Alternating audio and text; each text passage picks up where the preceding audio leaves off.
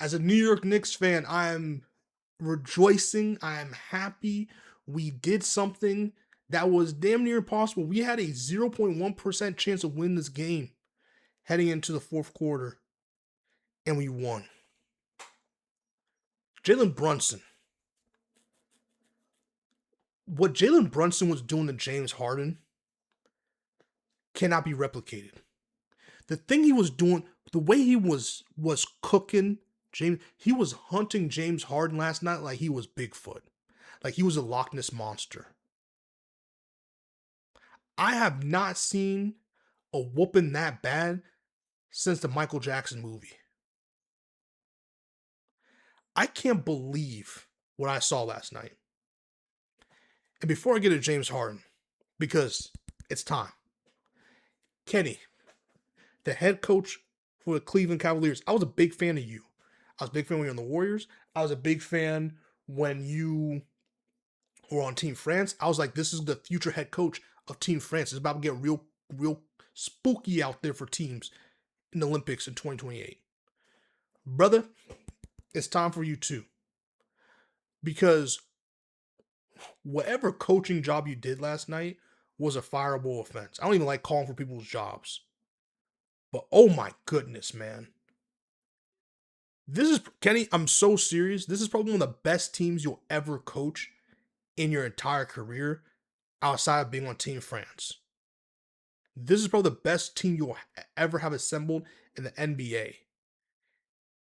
And you let a 22 lead evaporate into you losing by like 10 plus points. Despicable hoops. Despicable head coaching. Diabolical head coaching. The Knicks went on a 44-11 run in the final 12 minutes and 49 seconds of the game. The Cavs did not call a timeout until their lead evaporated from 22 to 8. From 22 to 8. Then they're like, time. Meanwhile, through that whole thing, James Harden was getting hunted like Elmer Fudd does a rabbit. That's how it was. I could turn on my PS5, pop in 2K26, put on rookie, sliders, whoop, whoop, whoop, whoop, whoop, and I still could not duplicate. I could not replicate what Jalen Brunson was doing to James Harden. That's how nasty it got. 2K would force me to quit the game, would force me to sim the game if I was abusing CPUs that way. James, it's time. It is time, James Harden. It is time. Bro, this is how bad James Harden, which I'm a huge fan of, I've been defending for like a decade plus now. This is how bad James Harden performed in the playoffs, like as totality of his playoff career. James Harden has the most playoff games shooting under 35% from the field since 1955. My father was born in 1959. You know, my father being born in 1959 and James Harden having a game or a career in the postseason so bad that it dates back to 1955 have in common? They're both before the Civil Rights Act of 1964.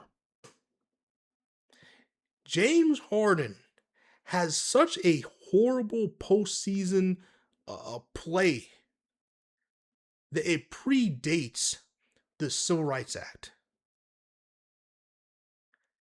James Harden, let me put the stats of this game he had.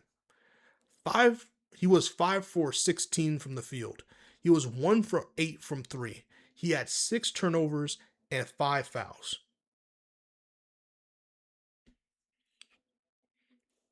James.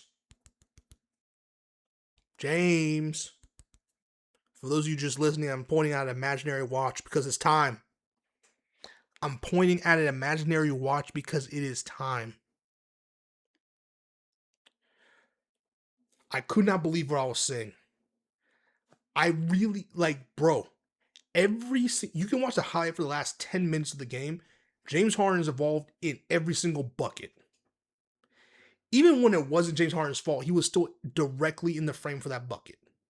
Like there was one play, I think it was Mikal Bridges or it was Landry Shamet on the corner three, and Donovan Mitchell, for whatever reason, left someone open with the easiest shot of the entire game of basketball professionally. And James Harden ran over to try to close out, and they splashed a three in his face. Other than that, though, James Harden is involved in every single highlight, and his fault. You know who else I blame? Kenny. Because why are you not calling these? This timeout, you had 4 of them. You didn't use a single one of those 4 until your lead cut from 22 to 8. You were standing there with your hands in your pocket like you're Darvin Ham, watching James Harden get abused on national television. He has a son. His son's going to have to go to school getting cooked. James Harden's son's going to have to go to school with his teacher rolling in the TV like his 2003 and turn on highlights from this game. Well, laser pointer. Last 10 minutes of James Harden getting cooked. This your daddy getting cooked. This your daddy getting cooked. I couldn't believe it, bro. On network television. In many other countries, what Jalen Brunson was doing to James Harden would have gotten censored. It would have gotten censored. Donovan Mitchell in the fourth quarter, 1 for 4 from the field, 1 for 2 for 3. Donovan Mitchell, you should be ashamed of yourself. You finally get to a conference final, and you do this. The Cavs took their foot completely off the pedal. They coasted. They thought the Knicks were just going to lay over, subbing all the other dudes, and just live to fight another day. No, this team is relentless, and this team, the Knicks at one point in this game, mind you, were so bad from 3. They shot 11% from 3 at one point in this game. I've never seen a team that's that good offensively as the Knicks in this playoffs shoot for 11%, and you somehow found a way to lose this game. I couldn't believe what I was saying. Kenny, sub James Harden out. Or hey, James Harden, if Kenny Atkinson is so hell-bent on watching you get bent over on live television like that, foul. You had 5 fouls. Get that 6, call it in on the bench, because the Knicks probably would have lost that game if James Harden at any point had any type of pride and said, I'm going to foul someone intentionally I will pull myself out of this game.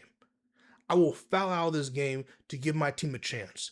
Because, like I said, the last 10, I'm shit you not, the last 10 minutes of highlights was James Harden getting cooked.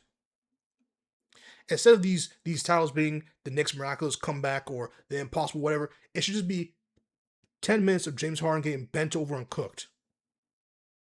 They both will be the same footage. James Harden is playing pre-civil rights hoops. James Harden is playing pre-civil rights hoops.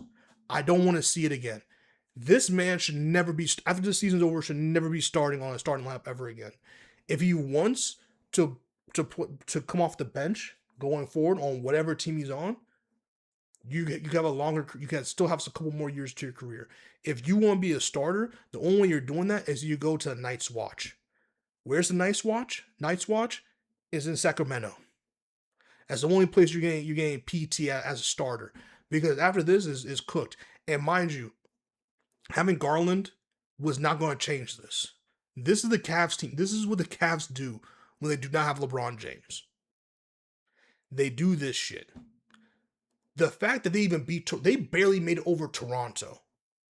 Toronto has promise, but they barely made it past Toronto. They barely made it past the Pistons. And the Pistons were a good team. I'm not saying the Pistons are trash. They're way better than Toronto, obviously. But with the offensive firepower that this Cavs team has, and for them to play with their food in Detroit as long as they did, they're tired.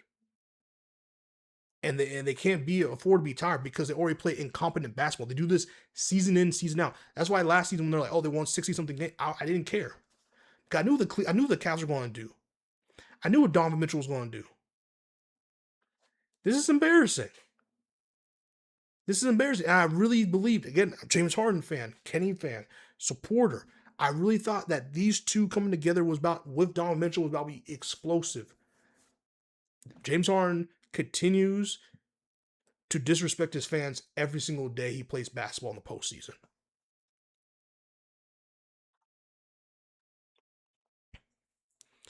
This is crazy. The Knicks were doing to the Cavs what the Cavs and Donovan Mitchell did that game where he went crazy at home against the Pistons.